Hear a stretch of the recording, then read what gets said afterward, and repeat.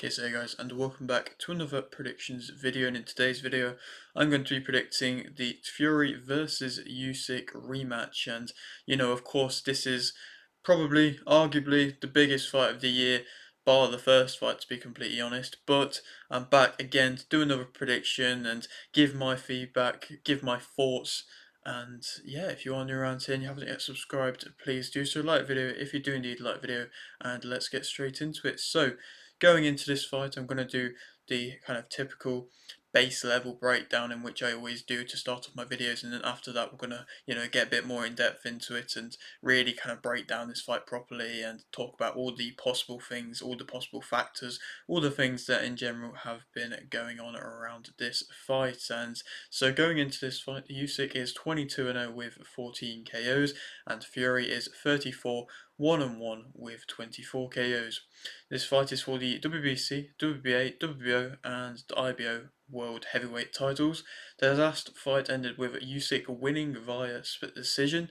Usyk is 37 and Fury is 36. Usyk is 6'3" with a 78-inch reach, and Fury is 6'9" with a 85-inch reach, and Usyk is a southpaw. And to speak a bit more about what I've just been saying, like I mentioned, this is not for the undisputed heavyweight titles of championship of the world, which is, to be honest, it's a big shame. I mean, the first fight was, and that was an added element. It was a history-making element, and it was something in which made the fighters even more fueled up for the fight. It made the fight even bigger than what it is, and obviously it should be. I mean, Usyk, who blames him for wanting to go for the rematch? And I believe, being forced to go for the rematch versus Fury for this, nobody blames him, because when you look at the IBF coming and ordering fights and ordering opponents and things like that, to an extent, sometimes it's not a bad thing, because it can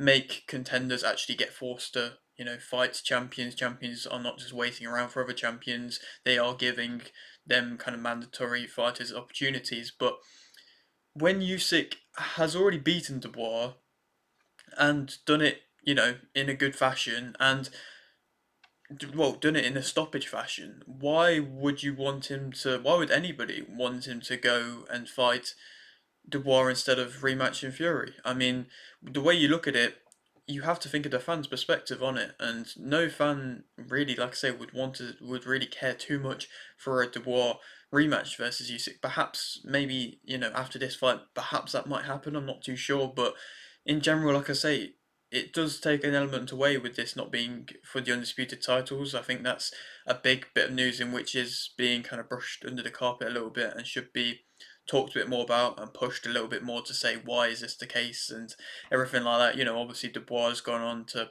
go and win the title. I suppose perhaps people are expecting Joshua to beat Dubois and then he to become champion again, and perhaps that's to make another fight for Usyk and Joshua, which probably will never happen, by the way, now. But like I say, nonetheless, it's still arguably the biggest fight, of the year. You look at it, you look at the numbers and everything like that. You kind of brush aside the Paul versus Tyson fight because it was on Netflix and everything like that. So you kind of, like I say, brush that aside a little bit. But other than that, you have to kind of look at Usyk versus Fury as the biggest fight, the original one, and this one probably will be just as big, if not bigger, because this has, in my opinion, quite a bit of jeopardy on it. Because if Fury is to lose again, then he is been really shown up as this fighter who's a bit lesser than perhaps what people were thinking. And I think it's going to be interesting to see what kind of version, of course, we get for both fighters. For Fury, just visually, what I'm seeing,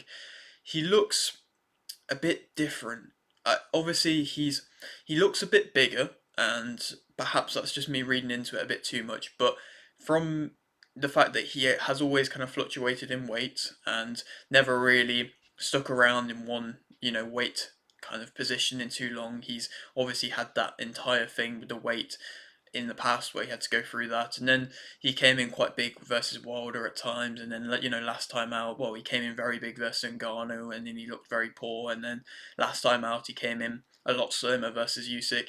It seems like he's not coming in at that level where he was with the Ngannou fight, but he still seems like he's going to be coming into this fight quite a bit heavier. Obviously, the weigh-in's not happened yet. We're gonna have to wait and see what happens with that. And then, like I say, I'm just not too sure. But just like I say, from what I'm seeing, from what I'm looking at, it looks like he is a bit heavier. And also, not to slander any kind of visual appearance. I mean, I can't really say anything, but his beard is just very overgrown.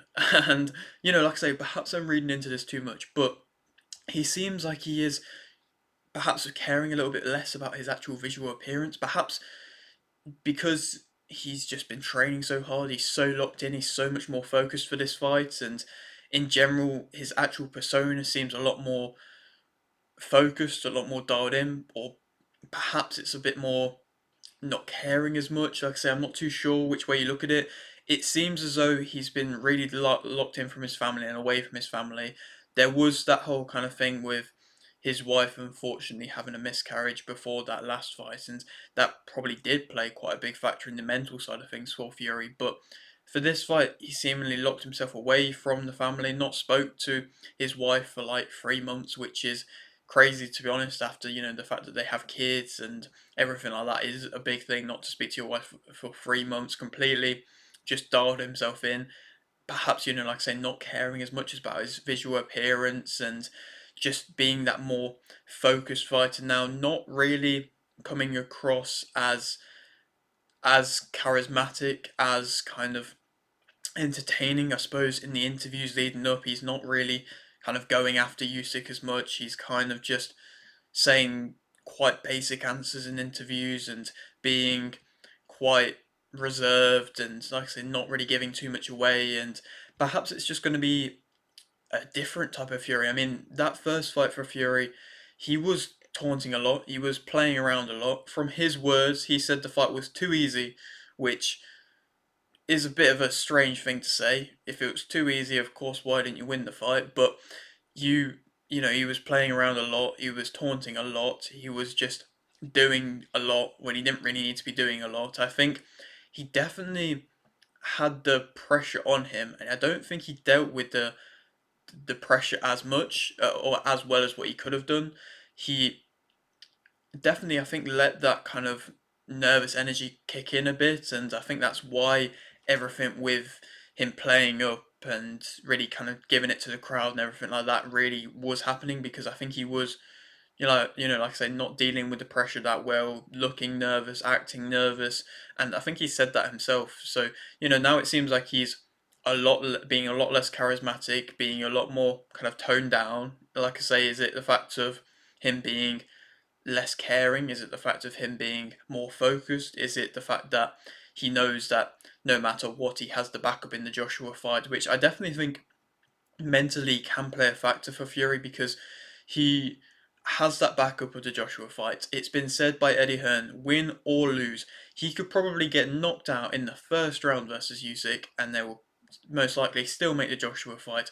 Obviously, the Joshua fight, Joshua himself, he's probably had that same thoughts going into the Dubois fight. If he won or if he lost, he was probably going to be waiting for the Fury fight no matter what, and that's why he's seemingly taken a bit of a backward step. There was talks about Joshua having an injury and things like that. We'll have to wait and see if that's actually true or not, but definitely taken a backward step and is seemingly waiting around for the results of this fight. So I definitely think it could play a bit of a factor.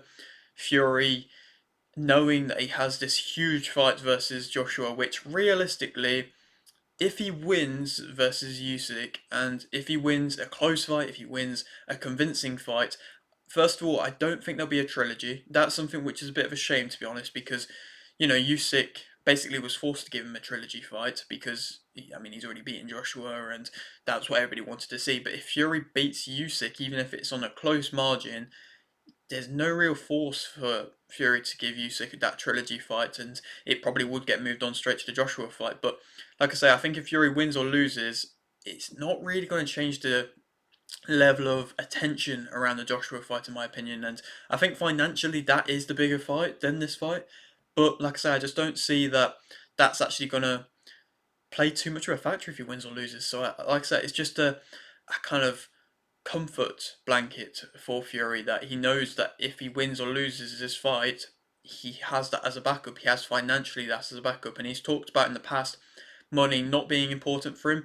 but also said that money is very important for him. And so, like I say, I'm just not too sure where his head's at. And of course, we're gonna have to wait and see what version we get of him. But in general, this fight, it's nice to see that it's been made so quickly. It's been, simple as that. It's been seemingly, like I say, very simple to be remade. The rematch has been announced just like that. And to be honest, that's what you have to thank Riyadh Season for, to be fair.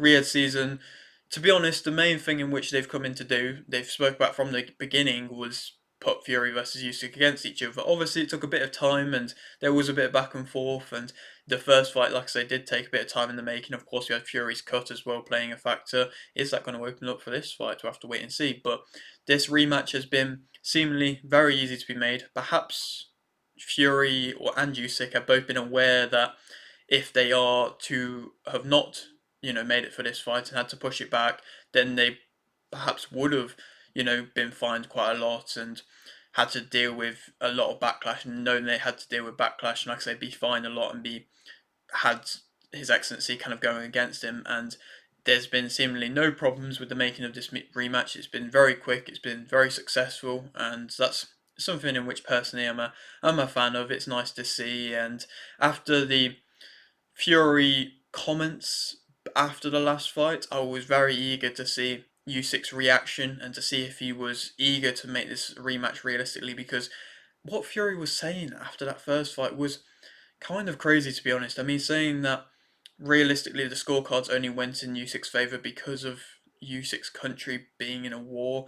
It's crazy to think that that was even being said and that was even being mentioned as a thing by Fury. I don't even know why there was a need for that to be said. So perhaps Usyk's going to be coming into this one a bit more fired up and a bit more like, you've disrespected my country by saying that, you've disrespected my win by saying that, and perhaps he's going to come in and really try and test it. And Fury now, obviously, you speak about that round 9 for Fury. He got hurt, he got rocked. Perhaps if the the ring was a bit bigger, the ropes weren't there, he's gonna get dropped. He obviously had the standing count, in which nobody really, bar Fury, kind of had a problem with. Everybody kind of thought, well, it should have been a standing count because the ropes was keeping him up.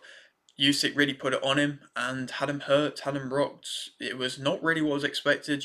Obviously, you do kind of look at both fighters and see Fury as that much more powerful puncher out of the two of them. But Usyk, like I say, had him hurt. But now Fury, in what, back to back to back fights, has been hurt. I mean, he had the whole thing with Wilder where he came up from the kind of depths and managed to, push through and come back. Obviously, actually looking at it, he didn't really get hurt versus Dillian White or versus Chisora, so not back to back to back. But then he got hurt versus Ngannou, where he got dropped, and he, like I say, that was a very poor performance. He looked lackluster, and looked like he didn't really have that same kind of energy, and he got dropped, he got hurt, he was managed to come back again. But that's, quite a few recent fights where he's been hurt now.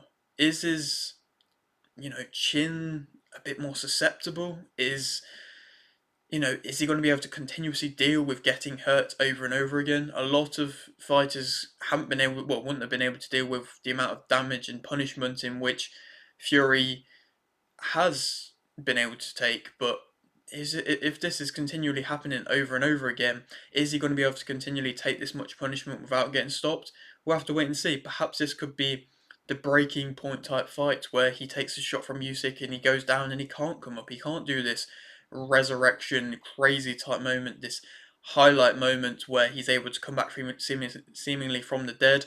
We'll have to wait and see. And another thing, another big factor which has been talked about a lot from Fury's side, is his actual team. I mean, when you look at the corner last time out for Fury, you compare it to Usyk's corner. Usyk's corner seemed very relaxed, it seemed very controlled, it seemed very disciplined, it seemed to say exactly what you needed to hear, and it was very, straight to the point. That's what you want from a corner, that's what you expect from a corner, that's what a corner should be like. It should be one coach saying the few things in which he needs to hear each round. He shouldn't be saying too much, he shouldn't be saying too little, he should be saying just enough. Sometimes, into the later rounds, all you have to really say is to, really hype them up. Sometimes that's all that they have to say. It's not something in which they have to really go crazy with what they're saying. They don't have to be saying too much, they don't have to be giving too much information, they don't have to be too many people there. But that was the kind of problem in the first fight for Fury. I saw it when I was watching it. I was looking at it and I was going, why is his dad there?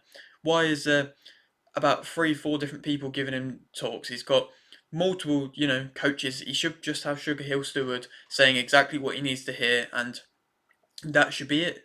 It shouldn't be the case of he has about six different people talking to him. It's perhaps an ego thing by them coaches where it's like they all feel like their opinion's so important and everything like that. Like I said, they are smart boxing guys. They should, they have their right to their opinion, but it just shouldn't be said at that stage of a fight when their fighter's losing.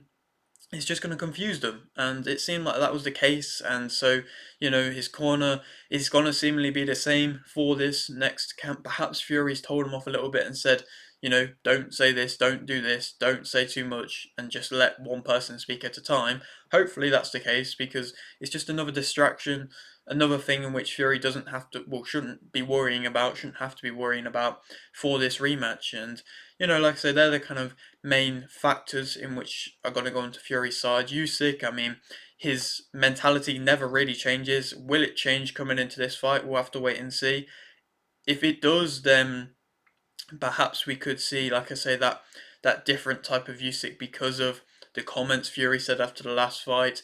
Perhaps he's soaking in being an undisputed champion. Well, whilst he was an undisputed champion, I don't think he's going to change his mindset. It's something in which just makes him so much different to any type of fighter.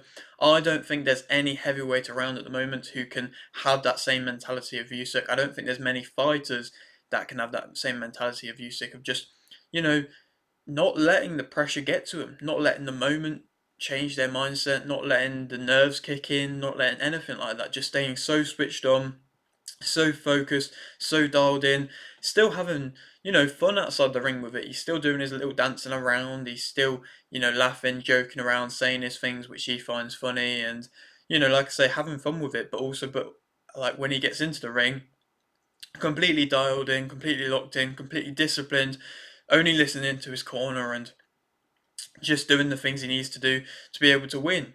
Obviously, he did exactly that and was so disciplined in that last fight. Even when he had Fury hurt, he was so locked in, so dialed in, so disciplined, did exactly what he had to do to be able to carry on. Perhaps the kind of one thing about him, you look at him, you think perhaps sometimes he's not making his wins as clear as what he could do. Perhaps he's not capitalizing upon moments in which he has opponents hurt as well as what he could. It seemed very disciplined, like I say, seemed very much what coaches kind of want to see, where they don't force the fight, they're not trying to rush a stoppage.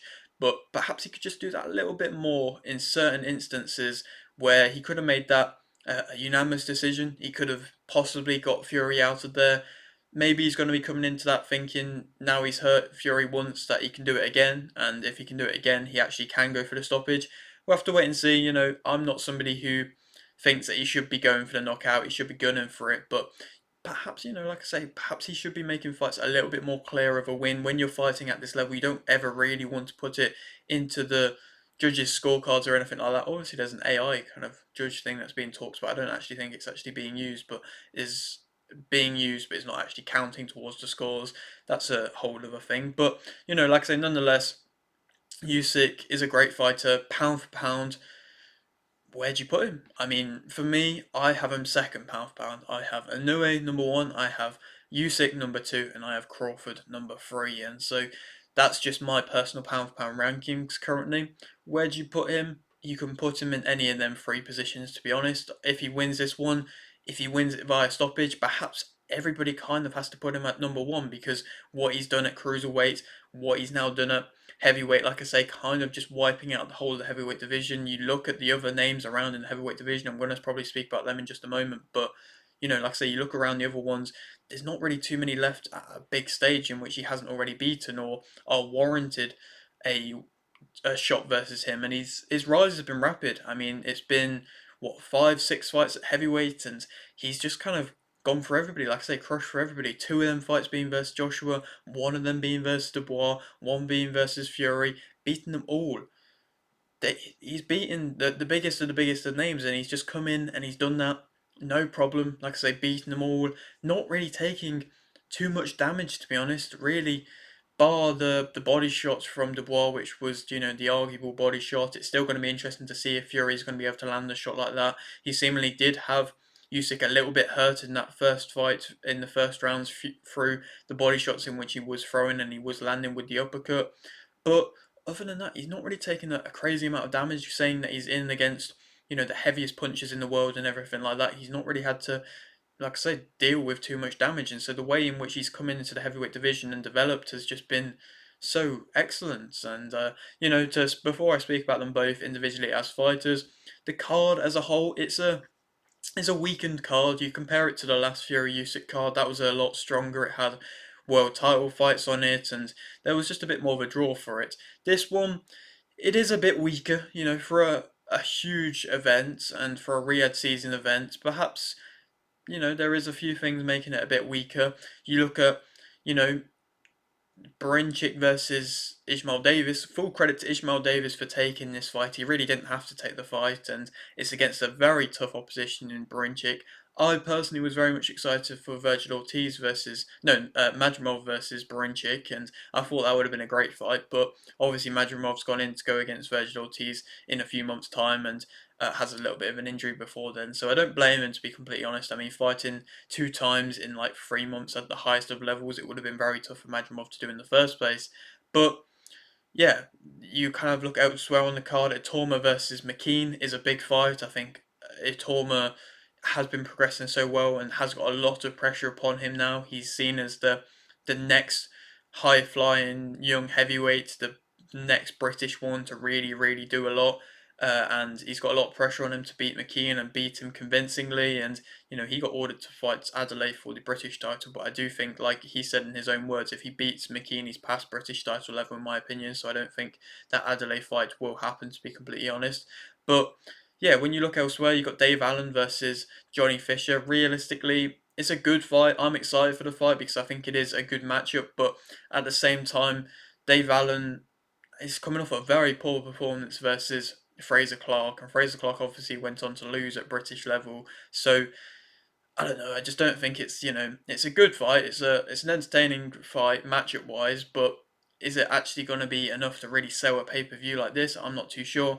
Then you also have Dennis McCann now kind of going out. Obviously, everything surrounding that now at the moment. There's quite a lot of news surrounding it because McCann has tested positive for multiple seemingly substances in his drugs test. So that's bad. That's probably arguably a worse situation than that of Conor Benn, to be honest, because he's tested for multiple substances instead of just a singular one. And from what I believe, Ben tested for. So McCann and Frank Warren are going to have to work hard to be able to get his name cleared. It seems like Frank Warren's going to stand by him and say that he's not done anything wrong. So we're going to have to wait and see if that's actually going to be true or not. But like I say, it's a weakened undercard. There's a few other good fights on it as well, and a few other names on it, but it's nothing crazy, I don't think. And I just think, like I say, for the level of a undisputed Riyadh season card, it's a bit weakened compared to what we're used to. But nonetheless, I suppose it's putting more of a highlight on these younger guys coming up, which I'm a fan of, and these British guys, which I'm also a fan of, and I suppose also putting a highlight upon how big the main event really is.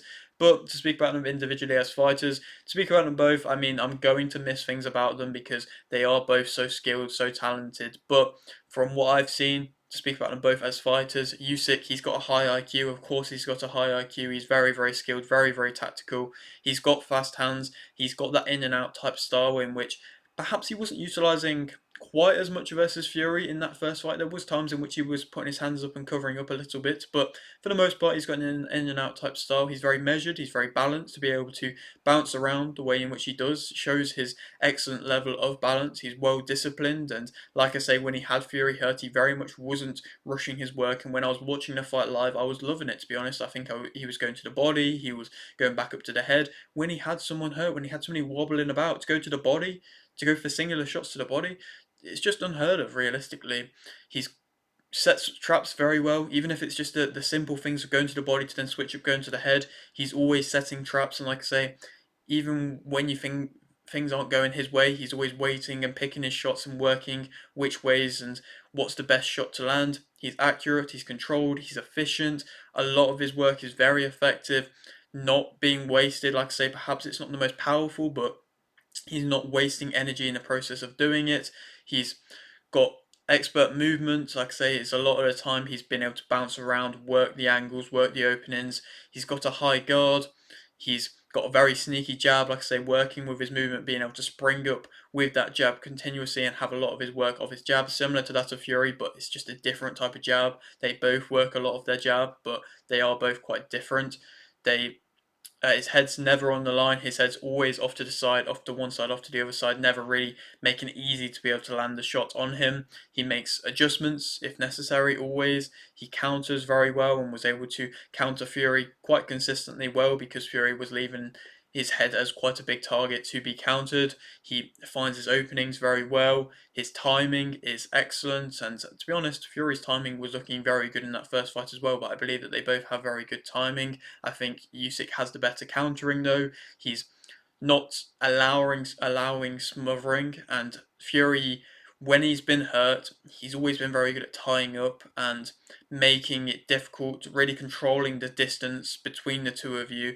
But Usyk wasn't allowing Fury to do that in that first fight, and he was not allowing any kind of smothering, any kind of tying up. Whenever that happened, he seemed to always be able to find a way of getting out of it, and that was impressive. And that's something in which we haven't really seen anybody do versus Fury. He's always changing levels, and like I say, springing up, changing levels with his shots. He's always switched on. At any point, he's switched on. You can always see that there's never a moment in which he cruises through a round or anything like that. He breaks you down mentally. He's done that versus multiple opponents now. He did that versus Joshua. You saw the breakdown in which he did to Joshua. You saw the effect in which it's had on him.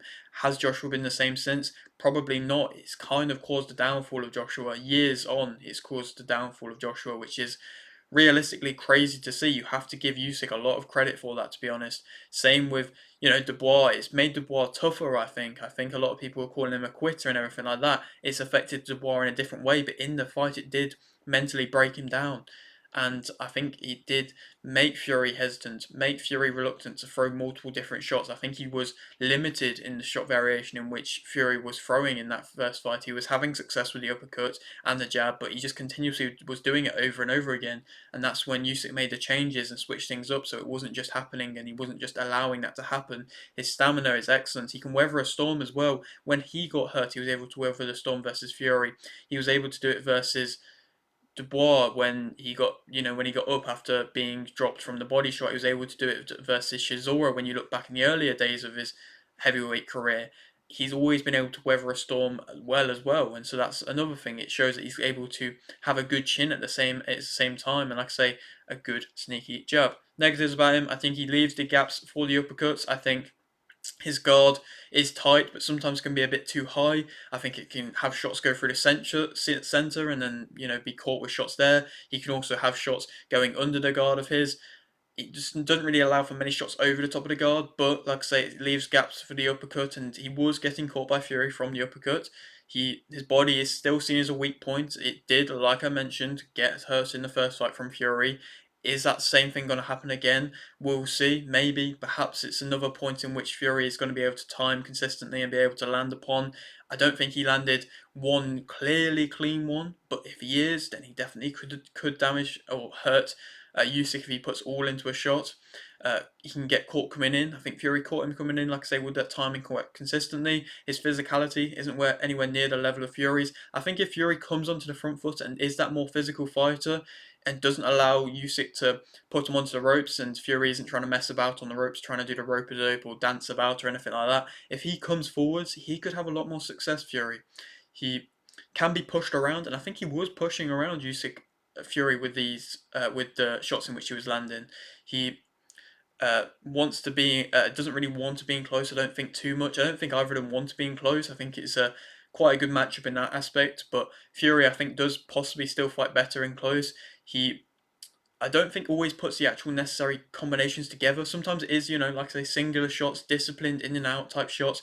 But he's not putting combinations together as well as he could do, and not putting all into his shots. He doesn't load up on his shots, and that's a nice thing to see. But perhaps I would like to see, put a little bit more into his shots, put a little bit more of a push into the shots if he's, got you hurt, planting his feet a little bit better.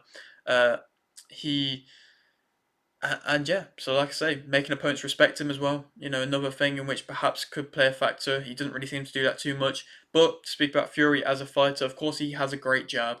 He was working a lot off his jab, putting his all into his jab, and really trying to consistently land with his jab in the first fight. And it was working. He was having success a lot of the time, and it is a nice jab. Usyk did very well to be able to work around it. Lots of fighters aren't able to deal with it, but it does cause a big threat, and Usyk's going to have to be able to work around it well again as well. He's got fast hands. He can fight on the front or the back foot himself. Like I say, he showed that. I wouldn't like to see, like I mentioned, that rope-a-dope type style. He can use it, and he is good when he is using it, but there isn't really a need to use it versus Usyk, I don't believe.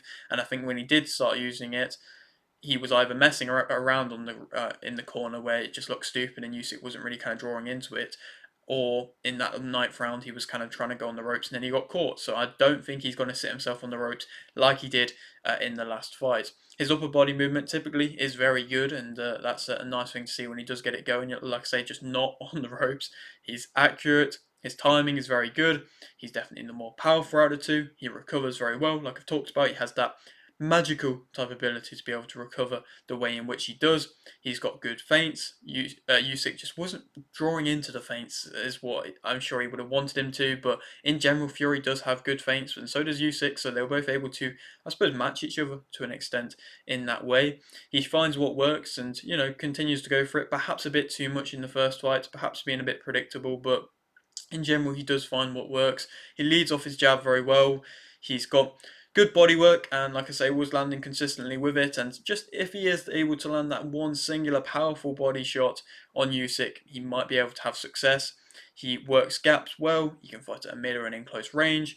He finds his range very well and was able to do that clearly, easily versus Usyk, saying that there is so much of a reach advantage for Fury. He's not going to have too much of a problem in finding his own range, and like I say, he did that very well in that first fight and did it from the get go, and that's what perhaps won him a couple of the earlier rounds. But Usyk is just like I say hard to be able to keep at a range, keep away from you, and in general, even if you are able to keep him at a distance, he's still able to find his little ways in, and was Usyk was still having success because his head was not on the line when he was fighting. He ties you up well, like I say, he just wasn't able to do that versus Usyk because Usyk wasn't allowing him to do that. But typically, he does tie you up well.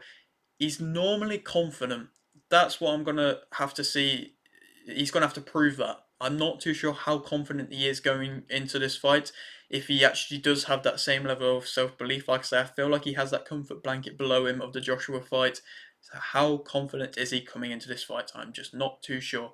And he's got good varying in power as well. His shots aren't always crazily powerful. They're not loading up or anything like that. He is switching up the levels of power in his shots, and that's a nice thing to see for a heavyweight. Negatives about him, I think he has a low guard, and that was what he was getting caught with a lot of the time with the shots. He had that low guard, way too low chin, quite often in the air, waiting a bit too long, trying to just sit on the ropes and be the rope-a-dope type guy. And Usyk isn't just going to throw messy shots when you're on the ropes and just be able to be seen, be able to be caught. He's going to wait for his moment and really pick that shot. And he did that excellently, Usyk, when he landed that one big shot on Fury in that ninth round.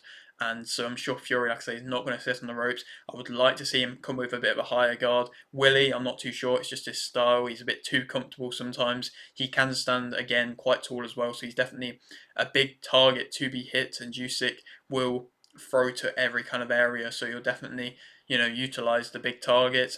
He has shots mentally affected him. Like I say, we're going to have to wait and see. Is he going to be hesitant? Is he going to be reluctant? I think in the Ngannou fight, he was reluctant after getting caught and he just went to just the boxing. Is the same thing going to happen again? Is he going to be reluctant after getting caught? Is he just going to kind of go to the jab and just fight very basically the entire fight for this fight? Perhaps he might have more success if he does do that. We'll have to wait and see. He doesn't always respect opponents. I think he will respect Usyk coming into this one. Will that be a bad thing? Like I say, will that make him reluctant? We'll have to wait and see.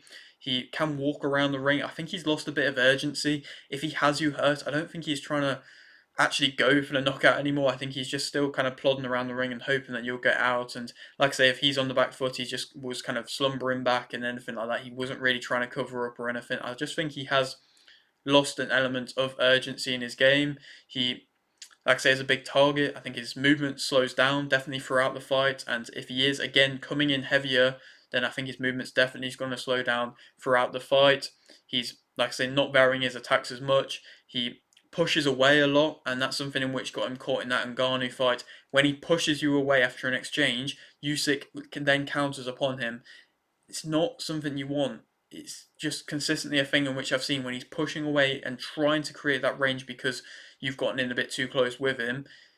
He's then getting caught. You know, it has success versus Dillian White. That kind of push away basically knocked Dillian White out, but it's just something in which it's seemingly happening over and over again, where he is, like I say, pushing you away and then getting caught with shots afterwards. And that's where sometimes you see a lot of MMA fighters having their success when they come to boxing, because they're used to being able to, come out of close kind of clinching exchanges and then being able to land shots. But, Fury is seemingly still doing that. And he can get drawn into a fight. Perhaps he might want to draw Usyk into a fight and really try and like club him some big overhands and things like that. If he comes in and tries to land big overhands, perhaps it's something in which Usyk hasn't seen in a little while. I mean, Joshua didn't really do that. Dubois didn't really do that either. They mentally get confused by Usyk, but if Fury just kind of scraps that and just goes and starts swinging like crazy, perhaps he might have more success than he did, because, like I say, Usyk doesn't really have that one shot type of power to be able to knock him out or stop him in that aspect. So we'll have to wait and see. Usyk is the favourite for this fight, and I think that Usyk will win via unanimous decision. I think it's going to be a similar type of performance realistically. I don't see Fury coming in with the bigger shots in which I think he should be doing. Like I say, I think he should be coming in with the big clubbing overhands in which he was versus Wilder back when they fought, but I just don't see that happening. I think Usyk is going to be regimented again. He's going to go to the body again. He's going to wear down Fury. I don't think Fury's mentally as dialed in for this fight. I'm not too sure. Obviously, that may come back to bite me, but I just don't think he's going to be as, like I said, I think he's got that comfort blanket of the Joshua fight. I just don't think he's as maybe caring as much anymore. Like I say, we'll have to wait and see. I might be completely talking out my arse, but I think Usyk's skill again is just going to be way too superior, and he's again going to show how he is the clear heavyweight world undisputed should be champion of the world. And then who we could go on to fight next? I mean, Dubois versus Parker is for that IBF title.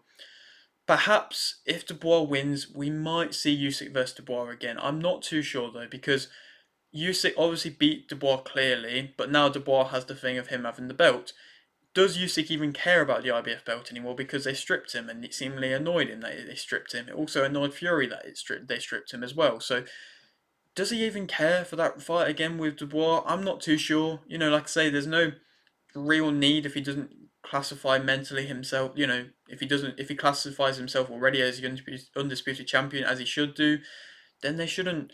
It shouldn't be a thing. He shouldn't really care about the Dubois fight, in my opinion, too much. Perhaps they will, but we'll have to wait and see. The Parker fight, I think, could be a fight that'd happen. I think that's the only kind of big challenger in which Usyk hasn't really faced, and Parker's done excellently to be able to go through all that he's gone through in his career and then be able to get to the position in which he is now. So if he is able to beat Dubois, then, like I say, perhaps that is a great route to go down. A great next fight to have. Possibly even in like an Australia or a homecoming fight for Usyk. The trilogy, like I say, probably won't happen with Fury, to be honest. I think he's going to win, like I say, more clearly via unanimous decision, do that bit more, not get hurt to the body. I think he possibly could punish Fury a bit more. Optaya has been talked about. Optaya is fighting Nkia now, but if Nkia wins, then he won't fight Optaya. But Optaya, Usyk's talks about going back down to cruiserweight, so that Optaya fight could be a fight to be made. Possibly the winner of Bivol versus Beterbiev too, perhaps. But that's meant to be for the. That's then going to get called as like a mandatory fight for Morel versus Benavides, and at the time of recording this, it seems like the Beterbiev versus Bivol fight is being pushed back, is being delayed, so we'll have to wait and see. So Usyk can basically do whatever he wants, realistically. I mean, I don't think there's going to be any rush for him to go on to fight another fight. I think he might have a little bit of time out, to be completely honest. He's been seemingly very dialed in, very locked in. He's gone from one camp seemingly straight to another camp, which, perhaps he never really leaves the gym. Usyk, that's something in which is being seen and is being shown, but like I say, there's multiple options available. You look at a Zhang, probably won't happen. You look at a Joshua, probably won't happen. You look at I suppose if Joshua beats Fury and stops him, maybe that could happen. He seemingly is probably going to wait around a little bit and see what happens. Ngannou, he probably won't fight him. Like I say, there's different fighters there available, Caballero, but I just don't think any of them are really gonna interest Usyk, to be completely honest, and I just don't blame him. But yeah, that is it for today's video. Hope you did enjoy. Like the video if you did indeed like the video, subscribe if you're new, and thanks for watching.